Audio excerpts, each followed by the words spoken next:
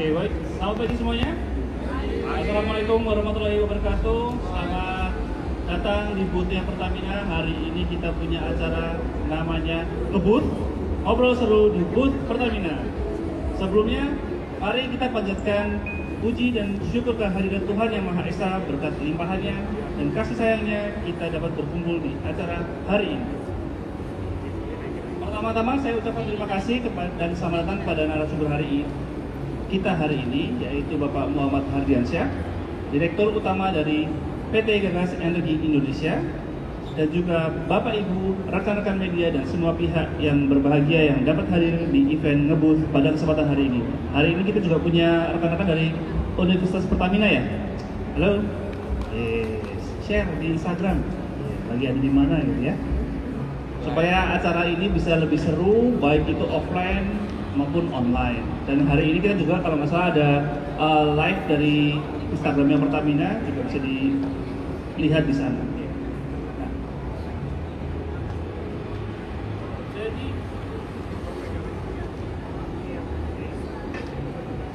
diskusi kita pada hari ini itu dilatar belakangi dari upaya untuk penyediaan energi alternatif dari gas bumi. Jadi gas bumi itu bahan bakar yang bisa dipakai untuk berbagai kebutuhan.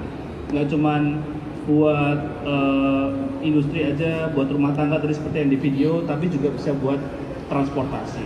Dan gas bumi untuk transportasi ini sudah dikembangkan sejak tahun 2013 melalui pengembangan stasiun pengisian bahan bakar gas atau kita sebutnya SPBG di berbagai lokasi di Indonesia. Di mana aja nanti Pak Ian akan banyak bercerita tentang hal itu, dan ternyata dari tahun 2013 sampai hari ini di tahun 2023 tidak terasa sudah satu dasawarsa ya Pak ya, pengembangan bahan bakar gas buat transportasi ini.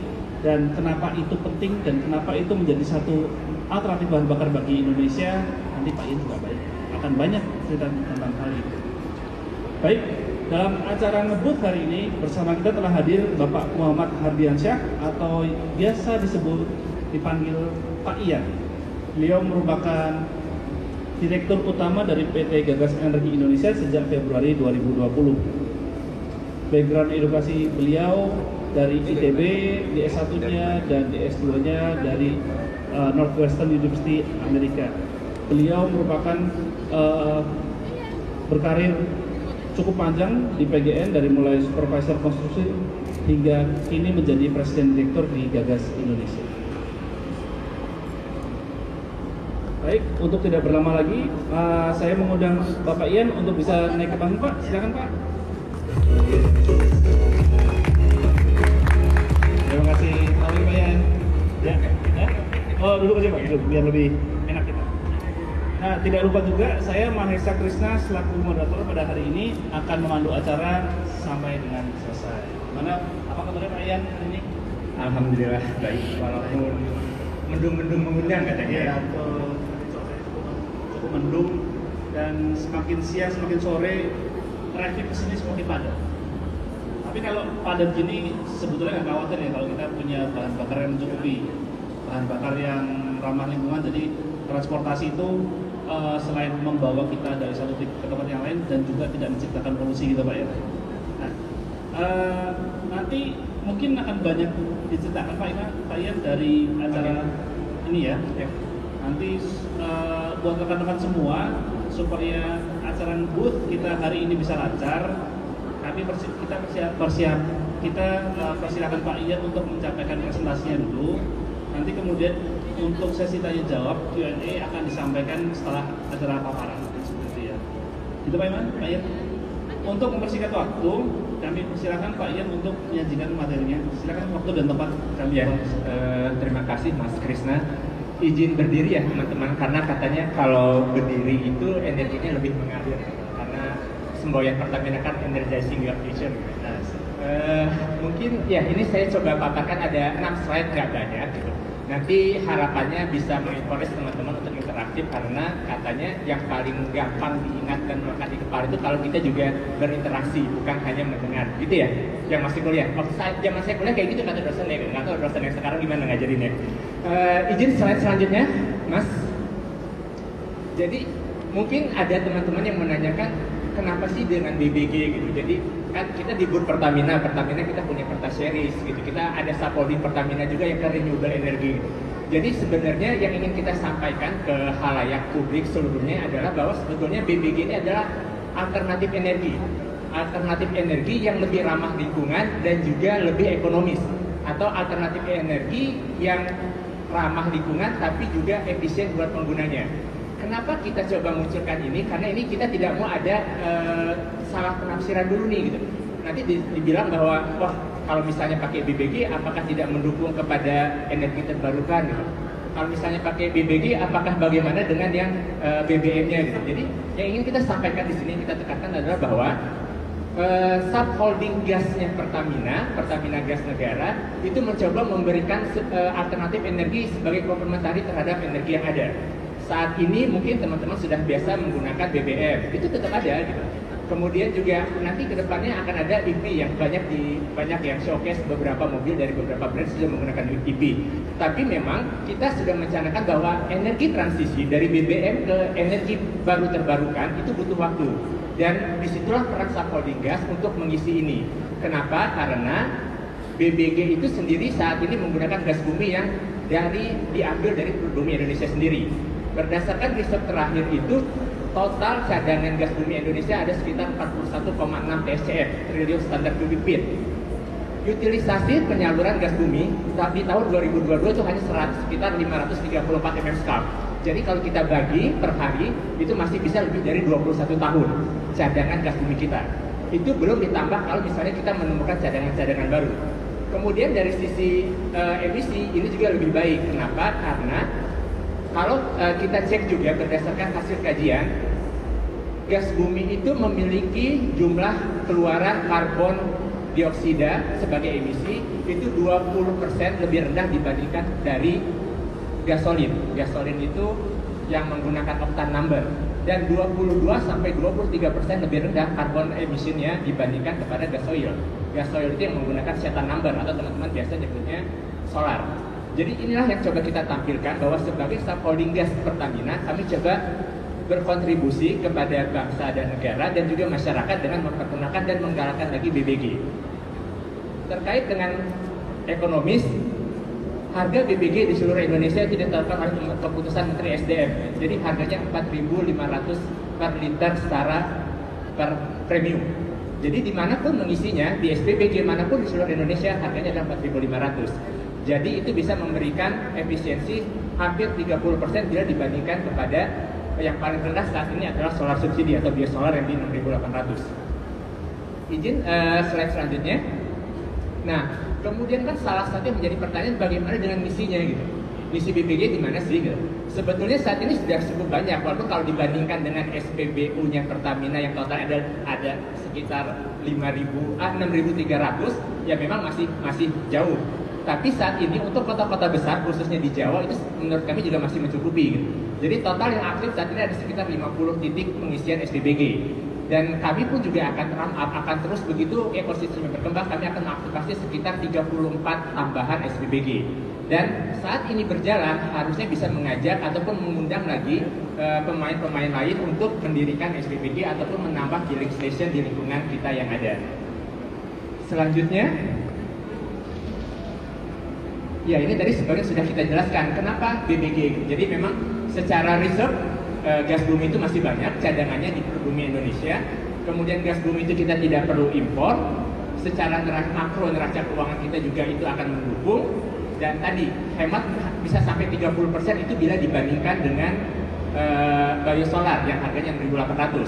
Tapi kalau untuk yang levelnya bensin atau gasolin paling murah saat ini kan adalah Pertalite yang 10.000, sehingga efisiensinya bisa sampai 55% karena harga kita hanya 4.500 secara liter. Kemudian secara emisi tadi yang kami sampaikan bahwa kalau menggunakan data katanya jumlah emisi buang per liter untuk gasolin itu sekitar 2,4 kg per liter. Dan untuk BBG atau gas bumi itu hanya sekitar 1,91 kg per liter emisi buang karbon dioksidanya. Terus bagaimana dengan listrik? Ternyata listrik pun itu masih mengeluarkan sekitar 1,1 kg CO2 per kWh-nya. Jadi itu mungkin beberapa data yang perlu kita share di sini. Selanjutnya, nah kemudian ada pertanyaan, terus yang bisa pakai BBG apa aja sih gitu? Mungkin general answer-nya adalah bahwa hampir semua kendaraan bisa menggunakan BBG. Jadi sudah kita aplikasikan. Di sini kalau kita tampilkan itu kendaraan logistik atau di Pertamina kita menyebutnya mobil tangki. Mobil tangkinya Pertamina yang dikelola oleh Subholding Commercial and Trading atau Pertamina Patra Niaga itu juga sudah kita konversi menggunakan BBG. Jadi sifatnya adalah dual fuel. Kemudian juga yang lain mulai dari kendaraan roda 4, Bluebird itu sudah banyak, taksi-taksi, kemudian taksi online, mobil penumpang. Untuk di Pertamina Gas Negara sendiri, hampir seluruh mobil operasional itu sudah bi-fuel, jadi bisa menggunakan bensin dan juga bisa menggunakan BBG. Kemudian salah satu pelanggan atau customer loyal kita adalah Bajaj.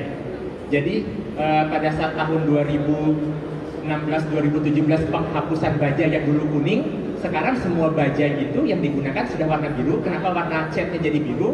Karena itu sudah bi-fuel, jadi dia bisa menggunakan BBG semuanya. Jadi Bajaj itu kenapa juga warnanya biru? Karena itu sudah menggunakan BBG. Jadi memang semua hampir keseluruhan sudah bisa menggunakan atau dikonversi bisa menggunakan solar, bensin, sekaligus juga bisa menggunakan BBG.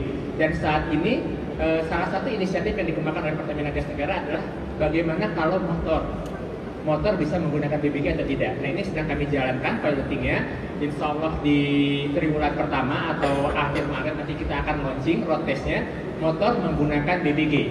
Jadi kalau teman-teman nanti berkenan atau punya waktu mampir, di depan ada boothnya Pertamina Gas Negara, itu kami tampilkan juga prototipe motor yang akan menggunakan BBG.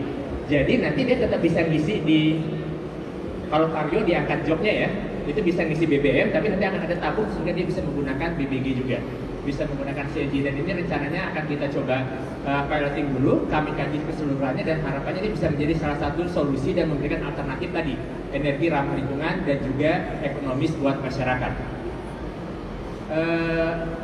Slide selanjutnya sedikit, ini hanya pendetailan saja.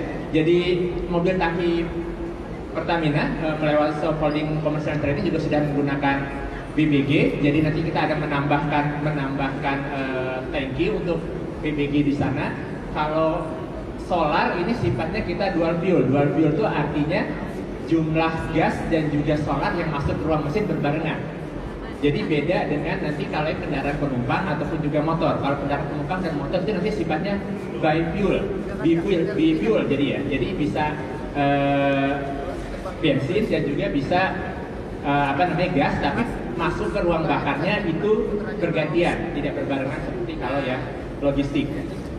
Selanjutnya, nah ini yang tadi kami sampaikan di triwulan pertama ini kami akan launching yang BBG untuk roda 2. Kenapa BBG untuk roda 2? Karena menurut data Polantas terakhir, populasi kendaraan di Indonesia itu ada sekitar 157 juta unit. Dan 127 jutanya adalah kendaraan bermotor. Jadi sangat banyak populasinya. Dan kalau kita bisa memberikan dan berkontribusi sehingga penggunaan tadi yang biasanya menggunakan pengendara bermotor bisa memberikan efisiensi dan juga mengurangi emisi, ini yang coba kita lakukan sebagai bagian dari inisiatif dari Subholding Gas Pertamina untuk bisa menggunakan BBG juga untuk kendaraan roda 2. Yang terakhir yang sudah tadi disampaikan Mas Krisna, dari tahun 2012-2013 yang sudah digalakkan melalui program APBN di next slide. Ini yang untuk kendaraan penumpang atau light vehicle. Jadi kita akan menaruh tabung di belakangnya. Ini juga sudah banyak beredar. Mungkin teman-teman juga bisa melihat contoh mobilnya juga sebagai branding sudah ada di boothnya Pertamina Gas Negara. Jadi kita akan ada tabung sekitar 65 LWC, itu kapasitasnya sekitar 16 liter.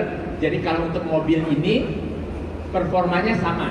Jadi secara tarikan atau jarak tempuh sama dengan menggunakan BBM. Jadi kalau seperti kayak mobil LCGC seperti ini mungkin bisa 1 liter bisa sampai dengan 15 sampai dengan 16 km dengan harga tadi yang hanya 4.500 dibandingkan kalau BBM. Jadi mungkin itu teman-teman yang bisa kami sampaikan bahwa sebenarnya kita punya potensi loh, gas bumi itu masih banyak di Indonesia dan belum terutilisasi maksimal untuk transportasi. Kalau yang lain tadi sudah disampaikan Mas Krisna untuk power plant, untuk terus kita support ke PLN, untuk ke industri komersial kita mungkin sudah banyak, tapi mungkin saatnya inilah holding migas Pertamina melalui subholding gasnya Pertamina Gas Negara bisa memberikan kontribusi tambahan dengan memberikan alternatif lain gas bumi untuk transportasi. Mungkin itu yang bisa saya sampaikan. Terima kasih Mas Krisna. Terima kasih banyak. Terima kasih. Boleh duduk ya? Iya. Terima kasih Pak Yan atas pemaparannya. Tadi menarik sekali tentang pemaparan tentang ekosistem bahan bakar gas untuk transportasi di Indonesia ya. Jadi kalau saya boleh sedikit merangkum tadi Pak, pertama tentang kenapa sih gas bumi? Gas bumi itu merupakan alternatif bahan bakar ya Pak ya. Jadi memang saat ini ada bahan bakar minyak, BBM, ada bahan bakar renewable, dan kita merupakan bahan bakar yang di transisi. Jadi kenapa transisi? Karena masih bisa menggunakan peralatan gas yang existing. Misalnya kayak contohnya mesin mobilnya nggak usah ganti gitu ya Pak ya. Ganti mesin mobil existing ataupun mesin mobil bakar, sepeda motor bahkan tadi bisa ya juga ya. Terus kemudian gasnya bersumber dari domestik, jadi tidak perlu impor. Betul. Terus yang ada 5 tadi saya ya. Oh iya, dan kemudian nomor 2 nih tentang emisi yang lebih rendah sehingga lebih ramah lingkungan. Jadi meskipun bahan bakar gas itu dari fosil tapi tetap ramah lingkungan Pak ya. Saat ini mungkin fosil yang paling bersih. Paling bersih ya. Oke. Gas bumi fosil yang paling bersih. Terus yang ketiga tentang konversi bahan bakar ini bisa digunakan di mesin bakar internal combustion engine ya.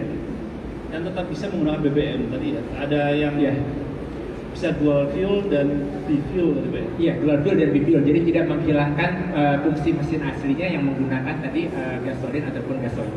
Oke, berarti ibaratnya kayak apa? Jarak tempuhnya bisa lebih panjang dong Pak. Kalau dia cuma diisi BBG dan diisi juga BBM gitu. Oh, bisa combine ya. Combine. Oke. Dan yang keempat tadi penggunaan BBG memberikan benefit yang banyak bagi penggunanya, penghematan emisi dan lebih bertenaga Pak. Betul. Lebih bertenaga juga ya. Iya. Terakhir tadi oktannya di atas 98 sebenarnya. Oh gitu. Iya. Oktannya lebih tinggi. Yang terakhir tentang adanya piloting program tentang gasifikasi sepeda motor yang akan dijalankan mulai Maret ini. Ya, insya Allah kita akan launching di akhir Maret atau akhir triwulan pertama. Kemudian akan kita uji road test sekitar 2-3 bulan untuk melihat performance dan juga respon dari masyarakat dan pengguna. Oh, I see. Jadi kalau misalnya mau lihat tadi boothnya di depan. Di depan ada prototipe untuk yang motor, tapi kalau untuk yang light vehicle atau mobil penumpang bukan prototipe karena itu sudah tadi disampaikan Mas Krisna dari 2012-2013 sudah kita jalankan programnya. Terima kasih Pak Yan. Oke, untuk lebih jelasnya buat rekan-rekan yang hadir hari ini, kami juga mengundang untuk tanya jawab langsung tentang bahan bakar gas buat transportasi. Jika ada yang mau bertanya, silakan angkat tangan. Bisa kita interaktif aja Pak ya. Interaktif aja boleh. Jadi nanya langsung jawab gitu ya. Betul. Nanti silakan disebutkan nama dan asal instansinya. Silakan. Cek. Yes. Baik, sebelumnya perkenalkan nama saya Rafael dari Universitas Pertamina dari program studi Teknik Elektro. Sebelumnya saya mau tanya Pak, kan tadi programnya itu untuk convert dari bahan bakar BBM ke bahan bakar gas. Nah, untuk eksplorasi dari bahan bakar gas ini kan termasuk sulit dan jumlahnya terbatas kan ya Pak. Lalu untuk sustainability dari bahan bakar gas ini seperti apa Pak? Terima kasih. Oke, terima kasih Rafael ya namanya tadi ya. Jadi tadi bertanya tentang sustainability. Khawatirnya kalau udah pakai bahan bakarnya ini nanti suatu saat nggak ada lagi gitu ya. Oke, mungkin bisa dijawab Pak. Ya, Mas Rafael, tadi saya takut terhipnotis soalnya begitu mendengar namanya Rafael. Dan dari teknik elektro ya, saya juga tadi takut nanya yang masalah arus-arus gitu. Ya, jadi gini, jadi kalau terkait sustainability, berdasarkan data April 2021, jadi cadangan yang proven untuk gas bumi di Indonesia itu ada sekitar 41,6 TSCF atau trillion standard cubic feet. Dan kalau misalnya kita lihat data untuk 2022 saja, total volume penyaluran gas bumi di Indonesia untuk domestik itu hanya di angka sekitar 534.000 MMSCFD, million metric standard cubic feet. Jadi kalau berdasarkan data yang proven kita bagi saja, itu insya Allah masih di atas 21 tahun kapasitas dari proven reserve-nya gas bumi di Indonesia. Itu mungkin belum ditambah, nanti kan kita akan terus melakukan eksplorasi ataupun juga pencarian sumber baru yang contohnya yang ada Andaman dan lainnya, mungkin kapasitasnya kalau Mas Rafael dengar itu udah makin besar. Jadi insya Allah kalau untuk dari jumlah cadangan ini yang sustain, kita tidak perlu impor dan masih dari kandungan berbumi Indonesia sendiri. Oke, kurang lebih seperti itu Mas Rafael jawabannya. Ada yang mau bertanya lagi? Terima kasih. Oke, selanjutnya rekan-rekan silakan. Mungkin Mas Yuda. Ya, silakan, namanya dari fakultas apa nih? Perkenalkan, nama saya Dimas Adi Wicaksono dari Prodi Ilmu Kimia. Saya izin bertanya. Tadi Bapak menjelaskan tentang penggunaan bahan bakar gas yang bisa dilakukan secara dual fuel atau bifuel kan. Nah, gimana cara mesin itu, misalnya kita melakukan pengisian Pertamax dan BBG, yang mana terlebih dahulu untuk terbakar digunakan dalam mesin. Kemudian untuk pengujian pada motor tadi, apakah itu hanya diuji pada motor bebek saja? Apakah ada kemungkinan untuk digunakan untuk motor custom atau motor CC yang gede gitu, Pak? Ya, itu saja dari saya. Terima kasih. Terima kasih. Dimas ya namanya ya? Dari kimia. Tadi pertanyaan dua. Yang pertama pertanyaan tentang kalau masuk ke mesin, mana dulu kebakar? Gitu ya? Terus pertanyaan kedua adalah kalau buat sepeda motor si engine-nya, ini motor custom bisa apa enggak gitu ya? Oke, monggo Pak Ian silakan. Yang jelas untuk pilot project ini kita belum coba untuk Harley dan Ducati. Nah, saya jawab duluan nih. Ya, untuk pertanyaan yang pertama terkait tadi apa namanya dual fuel ataupun juga bifuel. Jadi dual fuel itu biasanya kita gunakan untuk yang mesin solar, Mas Dimas. Jadi kenapa? Karena mesin solar itu kan sifatnya adalah common rail. Jadi dia akan masuk berbarengan ke ruang bakar. Jadi gas dan juga solar itu tetap akan masuk berbarengan. Tapi akan kita setting di ECU-nya nanti adalah bagaimana biar yang dominan masuk itu adalah gas buminya.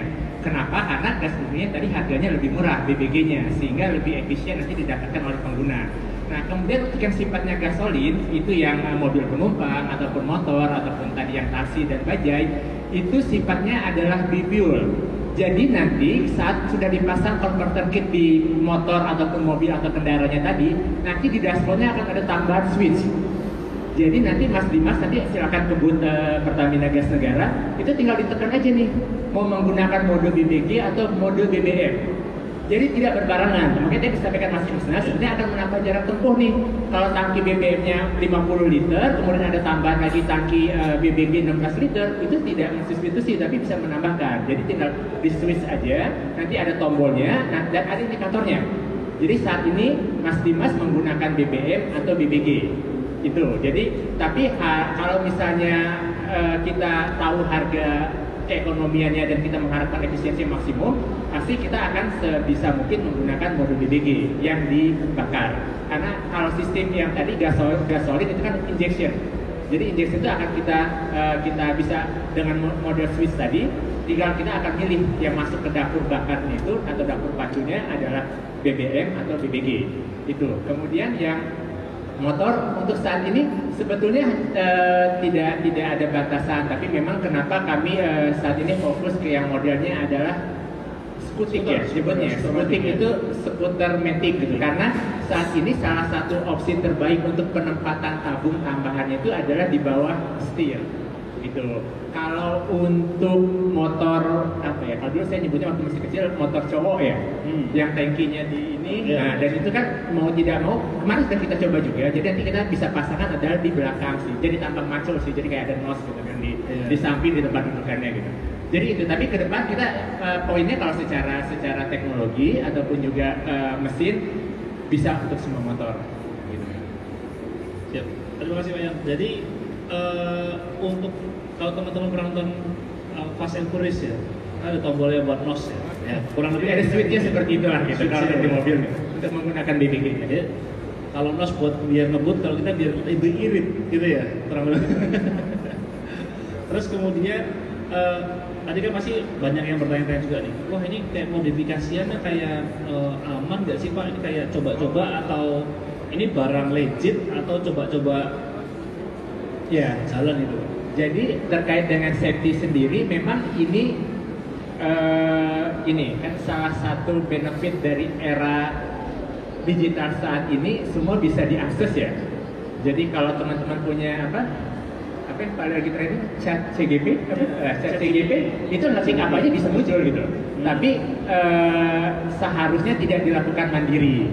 Kenapa? Karena untuk menjamin keselamatan tadi. Jadi sebetulnya konversi ini harus dilakukan di bengkel yang sudah memiliki sertifikasi, karena tidak semua bengkel bisa melakukan ini. Bengkel itu harus mendapatkan sertifikasi dari Dirjen Perhubungan Darat, kemudian seluruh fasilitasnya pun juga harus mendapatkan izin Certificate of Inspection dari Dirjen Migas. Untuk tabur, peralatan dan lain-lain semua juga sudah mendapatkan sertifikasi, sehingga tadi bisa menjamin keamanan dan juga keselamatan pada saat digunakan. Gitu Mas Krisna. Oke, jadi ini semuanya sudah tersertifikasi, barang-barangnya legit Ya. dan untuk diduplikasi secara cepat gitu, apakah misalnya punya 10 mobil bareng-bareng langsung mau diganti gitu bisa? Bisa juga ya. Proses pemasangan converter kit dan tabungnya itu nggak sampai 1 hari kok. Jadi teman-teman datang ke bengkel, kemudian bawa motor atau mobilnya, bisa langsung dibawa pulang. Jadi bisa langsung nanti menggunakan BBG. Baik, kita kembalikan pertanyaan kepada Flora. Ada lagi pertanyaan? Silakan. Wah, semakin banyak semakin. Oke, silakan. Tapi selanjutnya dari Mas. Silakan. Perkenalkan, saya Arya Sari dari Ilmu Komputer Universitas Pertamina. Di sini saya ingin bertanya mungkin apa saja sih kendala dari dan tantangannya dihadapi dalam mengembangkan penggunaan bahan bakar gas. Terus dari tadi kan disampaikan kelebihan dari penggunaan BBG ini sendiri. Mungkin dari penggunaan BBG ini sendiri apakah ada kekurangan seperti itu? Itu saja. Terima kasih. Oke, baik. Dan namanya Pak Sari ya dari Arya. Pertanyaan yang kedua tadi kekurangannya, yang pertanyaan pertama tadi apa? Kendala dan Kendala pengembangannya ya. Iya. Oke. Mari Pak Ian silakan. Ya, Mas Arya. Jadi kalau terkait kendala pengembangan, mungkin yang sudah kami mapping dari beberapa tahun. Jadi memang ada beberapa concern sebetulnya, concern dari stakeholder khususnya calon pengguna terkait dengan bagaimana penggunaan BBG. Tapi menurut kami sebetulnya beberapa concern itu sudah bisa kita jawab. Tadi kan mungkin yang ditanyakan adalah kalau misalnya nanti masang BBG, ngisinya di mana? Jadi tadi sudah kami sampaikan, saat ini pun ada SPBG yang aktif, walaupun sebagian besar masih di Pulau Jawa dan khususnya kota-kota besar, itu ada 50 titik pengisian. Jadi sebenarnya tidak perlu takut. Kasarannya untuk di wilayah DKI Jakarta aja. DKI Jakarta itu termasuk yang paling banyak gitu. Mungkin ada 15 titik pengisian. Dan kalau teman-teman main di Maps gitu, bukan main ya, masuk ke aplikasi Maps, sebetulnya dari Jakarta Utara sampai Jakarta Selatan atau dari sini daerah Kemayoran sampai ke Kalimalang itu nggak sampai 50 kilo. Atau dari Jakarta Barat sampai kalau utara ke selatan mungkin dari Kemayoran sampai ke mana sih, selatan itu Pejaten ya, selatan lah ya, Anak Jackson itu nggak sampai 50 kilo. Atau dari barat ke timur itu dari Puri Indah sampai ke Kalimalang juga nggak sampai 50 kilo. Jadi sebetulnya dengan ada populasi sekitar 19 SPBG di antara dan situ, itu sebenarnya nggak pernah akan bermasalah atau takut kehabisan BBG-nya, karena bisa segera mampir ke SPBG. Tapi kalau itu masih menjadi pertanyaan tadi karena tantangannya apa gitu, pasti selalu tanya terus gimana? Tadi yang disampaikan bahwa ini tidak mengurangi ataupun tidak menghilangkan kemampuan motor ataupun mobil teman-teman semua untuk mengisi BBM. BBM-nya pun tetap ada gitu. Jadi kalau misalnya BBG-nya habis, ya tetap bisa menggunakan switch tadi aja, tinggal menggunakan BBM. Bahkan untuk mobil-mobil yang sudah kami setting ulang, itu tidak perlu lagi menggunakan tidak perlu memencet switch, jadi sudah otomatis sifatnya. Begitu BBG-nya habis, mobil tidak akan mati karena akan langsung injeksinya berganti dengan BBM. Jadi seperti itu. Jadi memang salah satu tantangannya adalah ditanya populasi SPBG di mana nih, nanti isinya di mana. Jadi itu sudah bisa terjawab. Kemudian juga adalah yang salah satu juga tadi yang tantangan, bagaimana dengan kalau kita beli mobil itu kan warranty nih gitu. Warranty akan seperti apa nih, karena kita akan memasang peralatan tambahan. Jadi memang itu juga salah satu isu sebenarnya, bagaimana dengan aplikasi ataupun warranty dari pihak ATPM yang mengeluarkan dengan adanya pemasangan converter kit ini. Jadi sebenarnya kita sudah koordinasi lah dari migas, kemudian perindustrinya sudah koordinasi bagaimana bahwa pemasang converter kit ini selama dilakukan oleh bengkel yang tadi tersertifikasi, Mas Krisna, itu harusnya tidak akan merubah susunan ataupun komponen mesin yang ada gitu. Nah jadi itu, dan dulu kenapa juga ini masih belum terasa manfaatnya dan menjadi tantangan juga untuk pengembangan BPG transportasi, karena balik lagi disparitas harga gitu. Kalau dulu kan masih ada harga itu memang masih agak beda-beda tipis lah dengan BBG gitu. Tapi sekarang dengan harga 4.500 dan juga 10.000, mungkin ini juga salah satu bentuk dari dukungan holding migas Pertamina melalui subholding gasnya Pertamina Gas Negara untuk tadi memberikan yang 4.500 ada loh, tanpa teman-teman harus mengganti mobil atau kendaraannya menjadi yang baru, tanpa membeli yang baru, tapi tinggal investasi converter kitnya saja sudah bisa menggunakan ini. Kemudian pertanyaan kedua tadi apa Mas Arya? Kekurangannya ya? Kalau kekurangannya, saya itu orang marketing Mas Arya, saya bilang nggak ada nanti. Kan jualan nggak boleh ngomong kekurangan ya. Tapi ya tadi, to be honest, memang pertama kita akan ada namanya device tambahan dalam bentuk converter kitnya, kemudian beberapa instrumen ECU-nya tadi, electronic control unit untuk bersinkron dengan ECU mobil yang BBM. Kemudian juga ada penambahan tabung. Nah, penambahan tabung ini mungkin yang salah satu menjadi concern. Kenapa? Karena otomatis akan mengambil space dari kendaraan yang ada, baik itu motor ataupun juga light vehicle tadi, sehingga kita akan mengurangi kapasitas bagasi. Mungkin itu. Kalau masalah keselamatan tadi sudah kita sampaikan, ini juga proven, kita jaga safety-nya karena kita juga punya tanggung jawab. Yang concern kalau kelemahan yang paling utama safety adalah memang space. Kenapa? Karena kita tidak menghilangkan fungsi BBM-nya tadi. Kalau mau gampang mungkin ya tabungnya ditaruh di tangki BBM, tapi berarti kan jadi dedicated, teman-teman jadi hilang tangki BBM-nya dan tidak bisa menggunakan BBM lagi. Tapi karena ini kita bio-fuel ataupun dual fuel tadi sifatnya, jadi kita akan menambah tabung dan itu pasti akan memakan space. Tapi space-nya akan seperti apa berkurangnya, nanti silakan datang ke booth ngelihat yang motor seperti apa, LCGC ataupun juga mobil penumpang seperti apa gitu. Karena kalau kata teman-teman sih masih bisa ternaruh tas golok katanya Mas Krisna. Jadi walaupun ada tangki tetap bisa naruh tas golok kok di bagasi. Gitu.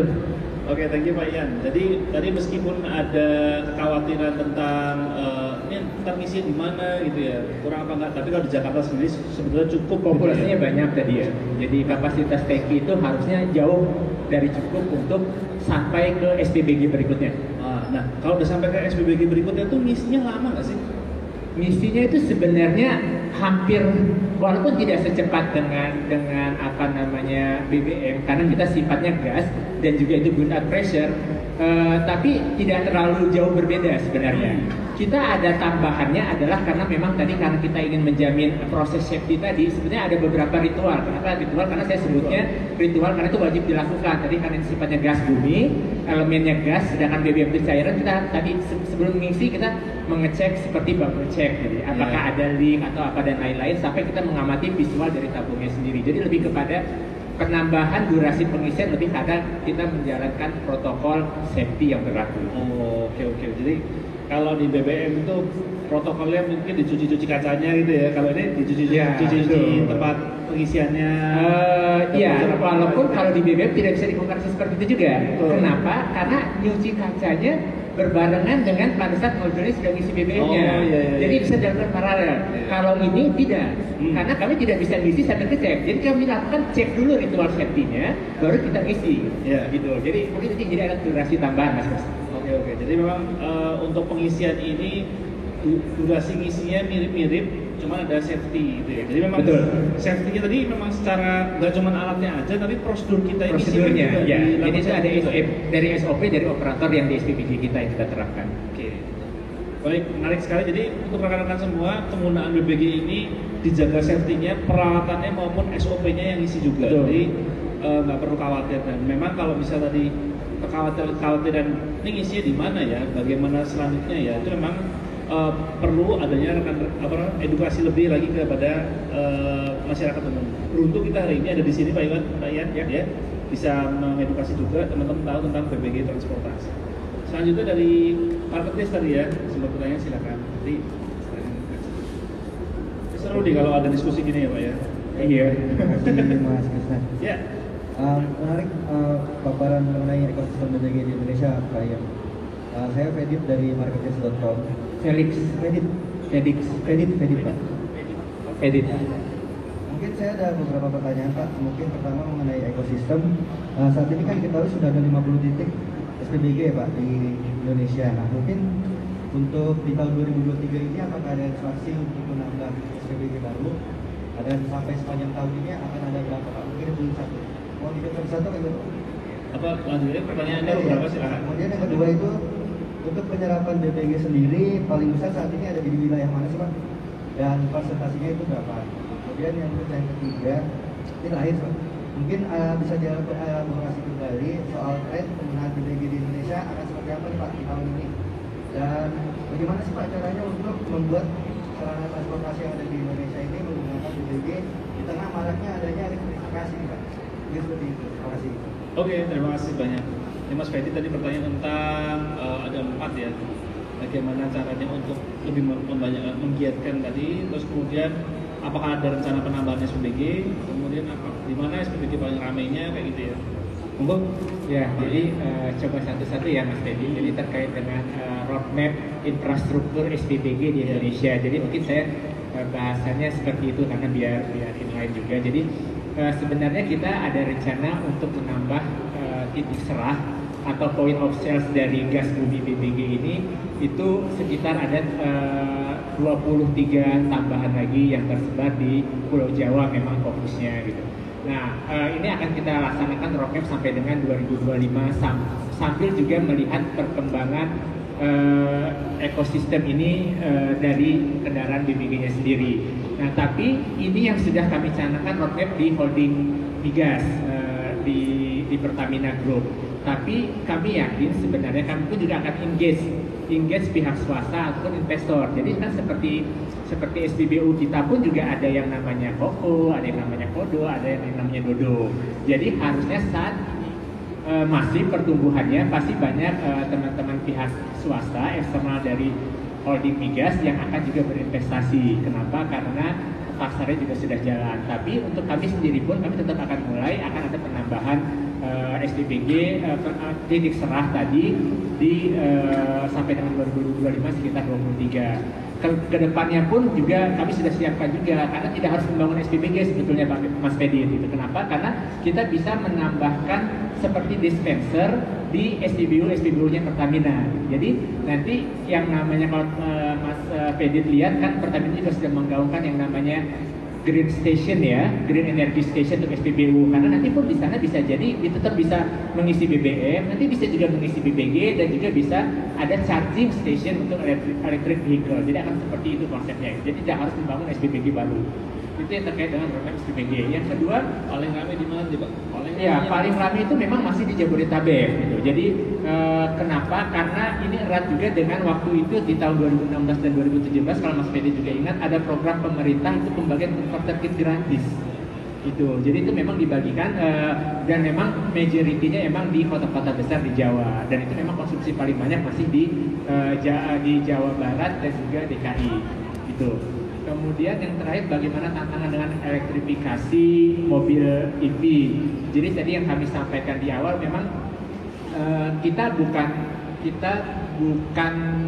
jadi memakan pasar EV atau seperti apa. Tadi saya bahwa ini adalah complementary dalam artian biarkan masyarakat juga punya pilihan opsi nih, apakah mau ke listrik atau tetap di BBM dulu yang sekarang, atau tadi ini ada alternatif lain menggunakan BBG. Bedanya tadi kami sampaikan adalah kalau kita menggunakan BBG kita hanya menambah device, tapi kita tidak perlu mengganti kendaraannya. Kalau listrik mau tidak mau kan akan menambah populasi kendaraan di jalan raya. Jadi seperti itu. Jadi kita yakin masyarakat Indonesia juga makin cerdas, dia bisa menilai sendiri, dan kita mencoba memberikan alternatif.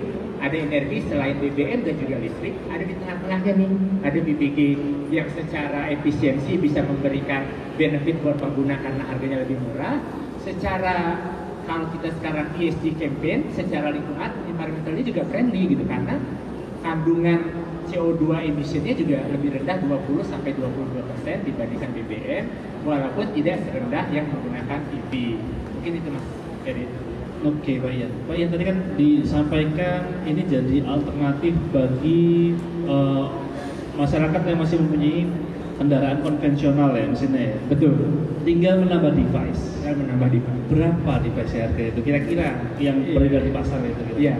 Jadi kalau untuk kendaraan mobil penumpang yang light vehicle itu kita sudah menghitung detail sebenarnya. Jadi itu biaya investasinya itu sekitar 20-25 juta.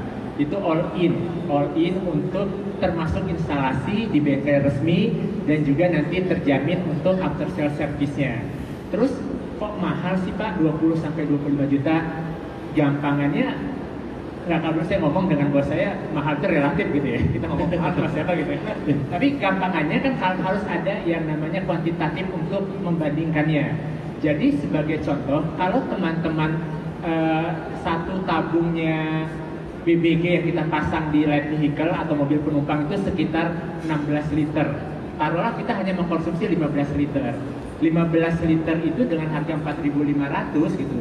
Berarti kalau sebelumnya menggunakan Pertalite yang 10.000 itu savingnya 5.500 per liter. Kalau 15 liter kemudian dikali 1 bulan itu itu totalnya udah sekitar 2.400.000 per bulannya. Per bulan. Penghematannya kalau itu tadi asumsinya dia hanya menggunakan 15 liter yang kapasitas tabung BBG-nya. Jadi dia pagi dia ngisi sampai habis, dia nggak perlu ngisi lagi deh. Habisnya udah menggunakan BBM misalnya, kalau dia nggak mau repot nih. Kita hitungin biar kemudahan dulu nih.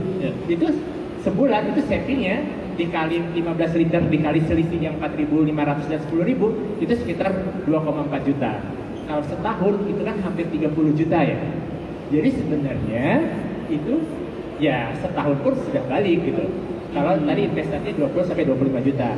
Tapi sebetulnya kami pun juga sudah mengengage gitu, karena bagaimana kalau nggak harus investasi. Jadi di Sapolin Gas, di Pertamina Gas Negara, kami pun juga sudah mengengage dan bekerja sama dengan Himbara dan juga Bank Syariah dan lembaga pembiayaan lainnya. Jadi sebenarnya nanti bisa dengan skemanya adalah seperti kredit tanpa agunan. Jadi cicilannya pun kalau kami hitung kemarin dari beberapa bank itu mungkin hanya sekitar 700.000 lah gitu. Jadi cicilan 700.000 tapi efisiensinya bisa dapat 2.400.000. Jadi sudah tidak mengeluarkan investasi tambahan, kemudian bisa cicilannya dan efisiensinya masih jauh gitu. 2.400.000 savingnya, kemudian bayar cicilan 700.000, ya kasarannya ya teman-teman masih bisa saving sekitar 1,5 sampai 1,7 juta per bulan untuk biaya bahan bakarnya. Jadi itu Mas Krisna gitu. Kalau untuk motor, kalau untuk motor piloting kita itu mungkin kita akan targetkan nanti biaya konversi itu hanya di sekitar 3,5 sampai 4 juta gitu. Tapi tadi dengan asumsi penggunaan yang hanya 2,5 liter aja per hari, kalau motor kan bisa efisien ya, kalau 1 liter bisa sekitar 40 km katanya.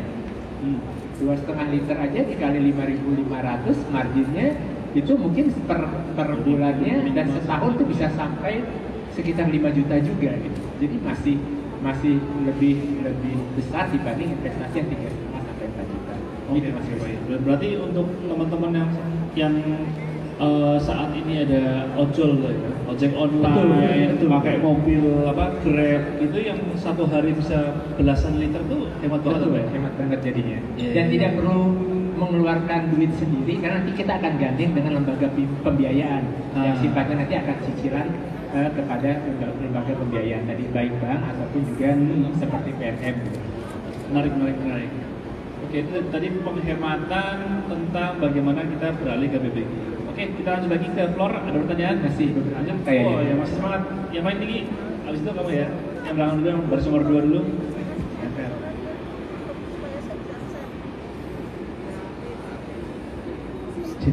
Yes.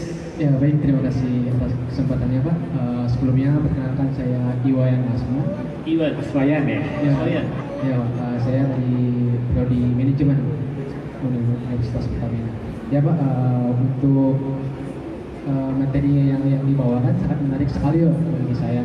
Dan di sini saya memiliki beberapa pertanyaan. Yang pertama mengenai bisnis BBG ini. Kedepannya akan menyasar di lain sektor. Sekarang kan masih sektor transportasi, Pak. Nah, kita seperti yang kita ketahui bahwasanya sekarang kita berada di daerah maritim dan potensi laut yang sangat luas. Nah, itu untuk memanfaatkan potensi lautnya itu kita memerlukan nelayan, gitu Pak. Nah, apakah dari bisnis BBG ini akan menyasar di sektor nelayan, misalkan penggunaan mesin-mesin nelayan itu kita bisa combine dengan BBG ini sehingga mereka lebih hemat dalam penggunaan bahan bakar seperti itu Pak. Dan kedepannya kemungkinan akan meningkatkan kesejahteraan nelayan seperti itu Pak. Itu yang pertama. Dan yang kedua mungkin dari saya ingin bertanya mengenai LNG Pak sama BBG ini Pak. Itu perbedaannya apa ya Pak dari bisnis BBG sama LNG Pak? Karena yang saya ketahui bisnis LNG di Indonesia itu kedepannya juga menyasar di sektor transportasi Pak. Seperti itu sih Pak. Terima kasih Pak. Terima kasih Mas Wayan. Jadi tadi ada 2 pertanyaan ya. Bagaimana gas untuk di sektor maritim? Pertanyaan kedua adalah bedanya BBG sama LNG. Mari, silakan Pak. Ya, terima kasih Mas Wayan. Jadi Mas Wayan seperti cenayang ya. Karena memang sebenarnya yang sedang dilakukan di Subholding Gasnya Pertamina adalah kita juga akan coba memberikan solusi dan alternatif untuk nelayan. Jadi kalau tadi yang kami sampaikan di triwulan pertama tahun 2023 ini kita fokus piloting untuk yang kendaraan roda 2. Nanti di triwulan kedua insya Allah kita juga akan piloting untuk yang nelayan, khususnya kapal-kapal kecil yang ting-ting itu gitu. Jadi nanti kita akan siapkan juga tabung untuk mengganti solar ataupun juga LPG yang digunakan oleh nelayan di kapal ting-ting. Insya Allah rencananya sih di bulan Juni kita akan protes juga, bukan protes ya, karena ini nggak di jalan. Apa sih tes mungkin ya gitu. Jadi sudah kita siapkan juga karena tadi kami pun juga ingin berkontribusi untuk memberikan efisiensi dan tadi mudah-mudahan bisa menambah kesejahteraan di nelayan. Itu untuk yang dari sisi transportasi untuk nelayan yang pulau-pulau kecil itu.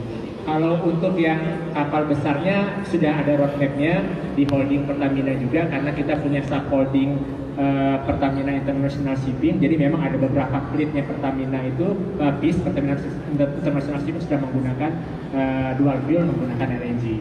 Kemudian yang terakhir mungkin apakah beda antara CNG dan LNG? Basisnya adalah sama, gas bumi yang majority-nya adalah metan, tapi fungsinya memang tadi kalau gas bumi dalam fase gas itu akan kita salurkan dengan menggunakan metodenya adalah pipeline. Jadi ada jaringan pipa yang sudah kita kelola mungkin sekarang lebih dari 20.000 km pipa yang dikelola oleh Subholding Gas Pertamina gitu. Nah tapi tadi yang disampaikan bagaimana dengan daerah-daerah yang tidak bisa atau tidak dilalui oleh jaringan pipa atau off-grid. Nah disitulah peran Subholding Gas juga untuk masuk yang namanya sifatnya beyond pipeline. Apalagi tadi kita negara maritime gitu kan. Jadi bahwa itu tidak bisa oleh gas pipa. Jadi memang untuk tadi gas bumi tadi agar bisa dibawa dan disalurkan ke wilayah-wilayah yang tidak terjangkau oleh gas pipa, modelnya ada 2. kita lakukan kompres menjadi CNG, namanya kompres natural gas, atau kita likuifasi menjadi liquid, namanya liquefied natural gas (LNG). Nah, itulah yang nanti bisa dibawa melalui tabung dan kita bisa distribusikan ke di wilayah-wilayah yang tidak menggunakan gas pipa. Yang kalau di Sapodinggas kami menyebutnya sebagai virtual pipeline.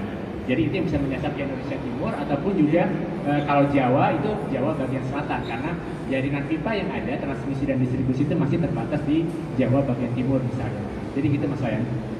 Oke Pak Ian, berarti itu kayak kalau CNG atau LNG itu kayak take away gitu ya? Betul, take away. betul. Kayak kita GoFood take away, ya. Lebih seperti itu. Biar pada. Oke, karena keterbatasan waktu ada satu pertanyaan terakhir. Oke, silakan yang depan sendiri. Silakan diperkenalkan namanya. Baik, terima kasih. Selamat siang. Pemaparan yang sangat baik dari Pak Ian. Tadi saya benar-benar tertarik dengan beberapa poin positif. Salah satunya namanya Mas? Namanya siapa Mas? Saya Rizky dari program studi teknik sipil. Oke. Ya. Dari mulai emisi yang dikeluarkan lebih rendah, harga juga lebih murah gitu. Tapi saya belum dapat poinnya begini Pak. Maksudnya jika BBM 1 liter dan BBG 1 liter, apakah siapa yang lebih irit? Itu pertanyaan pertama. Terus untuk pertanyaan keduanya, bagaimana dengan kualitas mesin yang diisi BBG ini? Apakah lebih bertahan lama dibanding yang diisi BBM? Gitu aja. Terima kasih. Terima kasih. Jadi dua pertanyaan. Pertama, mana yang lebih irit, BBM atau BBG? Kedua adalah kualitas mesinnya kayak apa nih nanti? Dampaknya apa kalau dipakai BBG? Gitu ya? Ya, mau apa ya? Jadi Mas Rizky, yang terkait dengan apa tadi BBM sama BBG ya, mana yang lebih irit? Jadi tadi sudah coba kami sampaikan juga bahwa untuk performa itu tidak ada perubahan. Jadi kalau misalnya motor Mas Rizky itu 1 liter menggunakan Pertalite itu bisa sampai 40 km, saat menggunakan BBG juga sama. 40 liter juga, 40 km maksudnya, 40 km juga. Untuk mobil pun juga sama. Jadi kalau menggunakan 1 liter itu bisa sekitar 15 atau 16 km, dengan BBG pun juga sama. Makanya satuan dari BBG sendiri itu kami menyebutnya LSP. Kalau dulu liter setara premium. Karena secara performance-nya pun juga sama. Tapi memang saat ini dengan harga yang disparitas yang lebih tinggi, jadi efisiensinya lebih terasa mungkin. Jadi itu. Kemudian bagaimana dengan kualitas mesin? Nanti kalau mampir ke booth Pertamina Gas Negara di depan, kita juga sudah punya record, jadi bisa kita tunjukkan kan kasarannya kualitas mesin itu kan tergantung dengan bahan bakar yang masuk seperti apa. Jadi logikanya dengan bahan bakar yang lebih bersih, dengan impurities kalau kami menyebutnya, impurities baik itu nitrogen, karbon yang lebih rendah, itu pasti kualitas ataupun mesin lebih terjaga dan lebih awet. Jadi kami punya foto-fotonya sebenarnya gitu. Pada saat menggunakan BBG itu kayak kalau kita cek busi lah misalnya, busi itu hitamnya itu beda dengan yang full dengan BBM. Jadi itu kita ada recordnya, ada dokumentasinya. Nanti silakan mampir ke boothnya untuk bisa tahu lebih detail. Tapi poinnya tadi saat menggunakan bahan yang lebih bersih, ya emisi gas yang dibuang saja lebih sedikit gitu. Jadi otomatis buat dapur pacu ataupun mesin pun jadi lebih baik gitu. Jadi bisa lebih lebih tahan lama mungkin seperti itu. Gitu ya Mas Rizky. Siap. Thank you Pak Ian. Jadi sama-sama 1 liternya jarak tempuhnya sama. Jadi sama-sama 15 km. Kalau tadinya 15 km itu pakai non subsidi lah, di atas 12.000 per 15 km. Sekarang tinggal 4.500 gitu ya kurang lebih ya. Jadi ya kilometernya sama, uang yang dikeluarkan lebih sedikit. Itu Pak Ian. Ya. Oke, rekan-rekan semua, karena keterbatasan waktu juga masih seru sekali diskusi kita hari ini, tapi ya waktu yang batas kita, semoga kita bisa punya waktu kesempatan yang lain untuk bertemu dan berdiskusi lagi. Jadi alhamdulillah rangkaian acara ngebut di ekosistem BBG transportasi di Indonesia ini telah selesai. Semoga yang disampaikan oleh Pak Ian tadi bisa bermanfaat bagi kita semua tentang adanya alternatif bahan bakar lain yang bisa dipakai khususnya buat kendaraan-kendaraan yang masih mesin pembakaran internal ya, internal combustion engine di Indonesia untuk bisa mendapatkan efisiensi dan juga lebih rendah emisi. Kami ucapkan terima kasih banyak pada Bapak Muhammad Hadiansyah. Terima kasih Mas Krisna, terima kasih teman-teman semua. Dan terima kasih pada hadirin yang sudah memberikan acara hari ini. Demikian acara ngebooth ini selesai. Saya moderator, mohon maaf jika ada kesalahan saat berlangsungnya diskusi, dan terima kasih banyak. Wassalamualaikum warahmatullahi wabarakatuh. Waalaikumsalam warahmatullahi wabarakatuh. Terima kasih semua.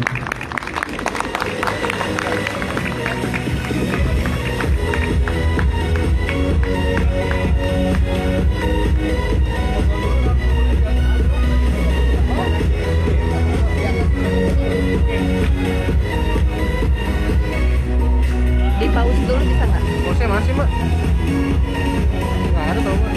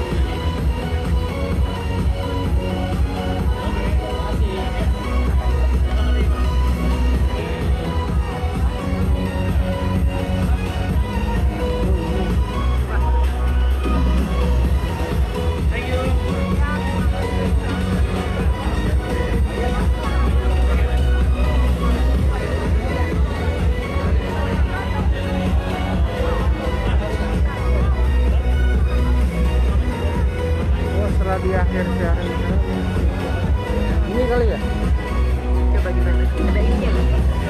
bahas ini kan setelah mengakhiri siaran. Iya.